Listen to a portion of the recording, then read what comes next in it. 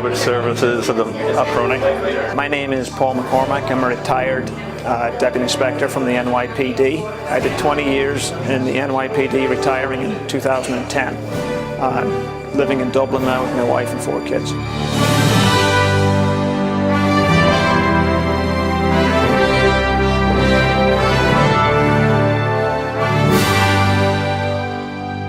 Well, today is the launch of Ground Zero 360. It's a photographic exhibition of the events that took place in the aftermath of the 9/11. The photographs were taken by an Irish woman who happened to be there on the day, and it's a photo of the reaction by the emergency services. And on top of that, we've got a number of paintings, original paintings, and we've got artifacts from a firefighter and from a police captain, both who tragically died on the day. My grandfather is from Belfast, and it's a special meaning to me, this city. It's a great city, and I was deeply honoured to bring it here with Nicola last year. My wife on 9/11 was a photographer working for the Irish media. And she took all of the images, took all the pictures here on Ground Zero on 9/11 and on the days and weeks thereafter.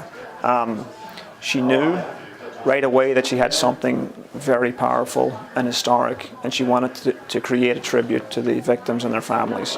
And as part of that, we got to know a lot of the families, and they got involved with us and gave us artifacts and personal effects from their lost loved ones. For instance, we have police officer Moira Smith was the only female police officer killed on 9/11, and her husband, retired police officer Jimmy Smith, gave us Moira's personal effects.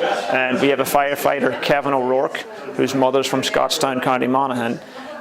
He died on 9/11, and his family gave us his personal effects to put on display as well. Very moving and very generous of the families to do that, but it adds to the exhibition. It makes it very, very meaningful and very powerful.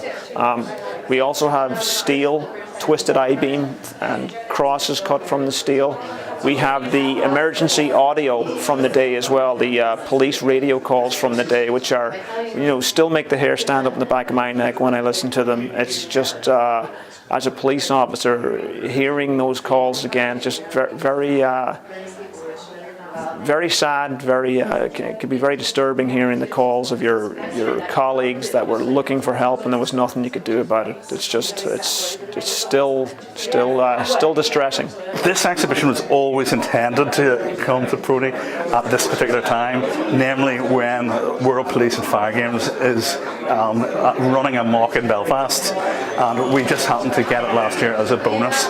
And it was a bonus in that it was the first time the exhibition had ever appeared in Northern Ireland, but we're really delighted to have it back again, especially when there's something like 7,000 Americans in the country, plus their partners and family. This is our 11th venue. We've been on tour for over 2 years now, and the response to every single venue has been tremendous. The support and the love that we receive for bringing it is just tremendous. Like, we have a lot of families come to the opening. Today here at Prony in Belfast, we have Jamie O'Rourke, the daughter of firefighter Kevin O'Rourke, who is here with us.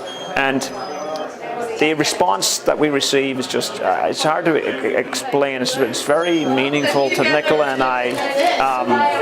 Really no negatives at all. It's all extremely positive, and people want to let us know what it meant to them. Like, a lot of people have a very strong affinity to New York City, and especially the Irish. And America's been very, very good to Ireland and to Ireland's people.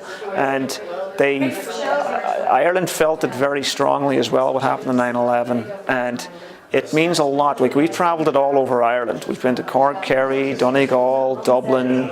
We're going to Monaghan as well, here in Belfast, and everywhere we've been, it's just the people are very moved and very proud to have it in their hometowns.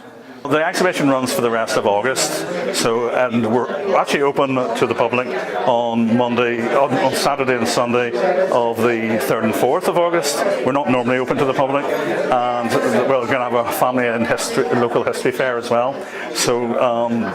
And the exhibition will be open as well. It's very important because I'll tell you, in today's society, it doesn't take much for people to forget and move on.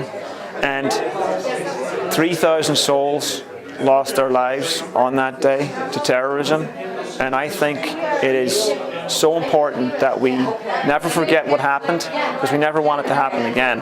And like, our motto is to keep the memory alive and never forget the sacrifice of so many on that terrible day.